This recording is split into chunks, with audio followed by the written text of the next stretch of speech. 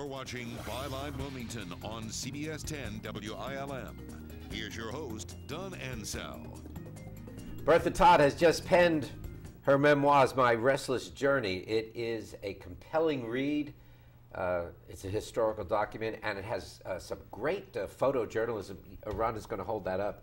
Rhonda Bellamy, journalist, is the editor and helped organize the facts of your life. Both of you got involved in getting the real story of the bloody 1898 racial riots of Wilmington told and actualized in history. Let's start. How'd you get involved? How'd you get involved? Well, I got involved, but very reluctantly, because I had been through school desegregation, and that was controversial enough. So I wasn't really interested. You weren't looking for it? No, I wasn't looking for anything else. Plus the fact my older sister, my husband, had just passed in 1995. And this was 1996 when I was asked to become involved in that. What was your immediate reaction? I said, no, absolutely not. I was not interested in that. I was grieving, and I didn't want to be bothered with another controversial issue. But the person who was serving as the black co-chair, Bill Fuel, Jr., went back to Pittsburgh. He was an attorney, and he chose not to remain in North Carolina. Then I finally said, I will serve as interim until you find a person. And that was... And of course, that was the end of that. That was the beginning of that. That was the beginning of the ending. Rhonda, how did you get involved? I know that the two of you... I think largely because of Ms. Todd. Yeah. I, as you'll recall, was a staff writer for the Wilmington Journal at the time, and the 1898 Centennial Foundation wanted to ensure that every one of the committees and every one of the positions was co-chaired by a black and a white, so that we lead by example. And so I was tapped along with Becky Long. And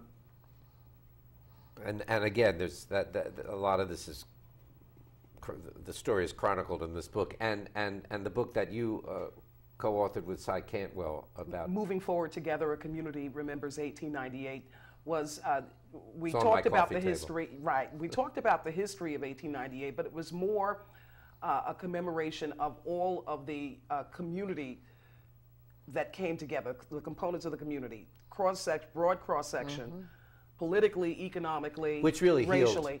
Healed, and it needed healing. It had been 100 so. years. What are you most proud of in your life? What am I most proud of in my life? You know, actually, that I now see some young leadership in New Hanover County in southeastern North Carolina, far more than I saw in 1952 when I came here. Do you have any regrets? Not really. I can't think of any regrets. I really cannot. I sort of was one of those individuals restless enough and determined enough to try to follow a vision or a dream or a goal. Are you pleased with where we are today when it comes to race relations in America? No, I'm not. I would love to see race relations. There's one race, and that's the human race. We are ethnic groups. I will say that now until the day I pass away. We are ethnic groups. Having majored in biology, I think we all should check our DNA and find out where we are. That's all I'll say about that. It just popped up, this idea of editing the Mark Twain classic, and you're an educator, Huckleberry Finn, and I think the N-word is in there 200 and some times, and there's a movement now to eradicate that word out of one of America's classics. What's your take on that? That takes the authenticity away from that classic. It happened. That's the way it was written. I don't think we should bother it. We know the N-word has been used many times, and we should be self-assured and confident enough to accept a classic as a classic. Are we going to erase slavery? If so, tell me how we're going to do it. What about the ongoing school districting issue that many claim is an attempt to resegregate the schools in Wake County, New Hanover County, and some other school districts in North Carolina?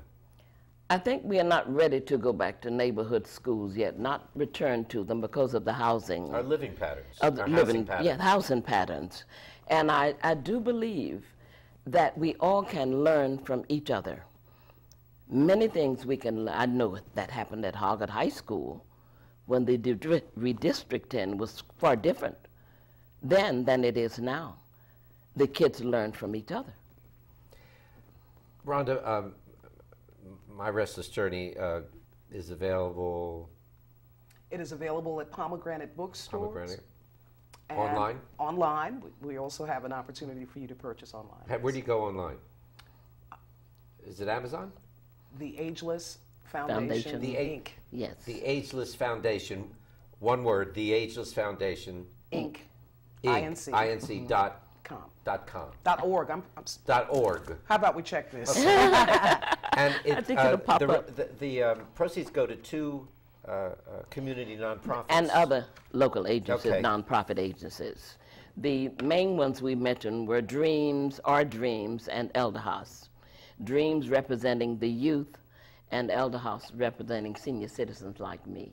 All right, so we find And the book. yes, it is agelessfoundationinc.org. Ageless Foundation Inc., one word, .org.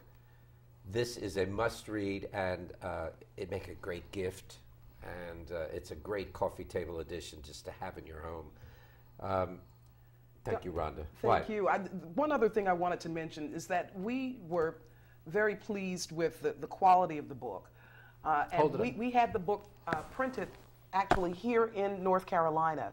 A local printer did the inside, and the outside was bound in the state. So it was done here. Beautifully bound, and the photojournalism in it is exquisite.